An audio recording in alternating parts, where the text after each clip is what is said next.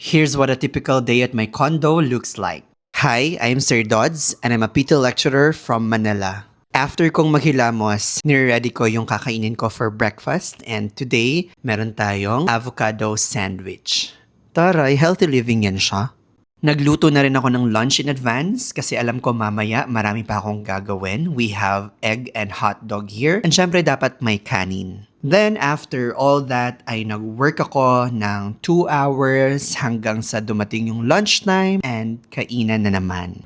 Time check, 2:35 p.m. and ngayon pa lang ako magsisimulang gumawa ng exam para sa ating mga board reviewees. Today is the first day of June 2026 PTLE Comprehensive Review. So good luck sa ating mga future PTRPs na magtitake ngayong June 2026. Andito na si Sir Dodds gumagawa na ng exam. Kaya ko to, matatapos ko ang exam today. 200 items na exam.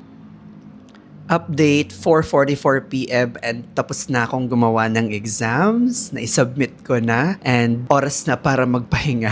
I joke, meron pa pala akong i-edit na content. Ang next na gagawin ay mag-i-edit ng video na ipopost today. Done na akong mag-edit ng video, maghuhugas na ako ngayon ng pinggan. Now, ilalagay ko lang tong mga bagong labang damit dito sa cabinet. Samahan niyo ako. Nagutom ako bigla kaya bumili ako ng pansit. And then pagbalik ko, meron na akong dalang mga gulay and food galing sa merkado. And now magluluto tayo ng repolyo. And after nating kumain ng dinner, it's siesta time. Good night everyone!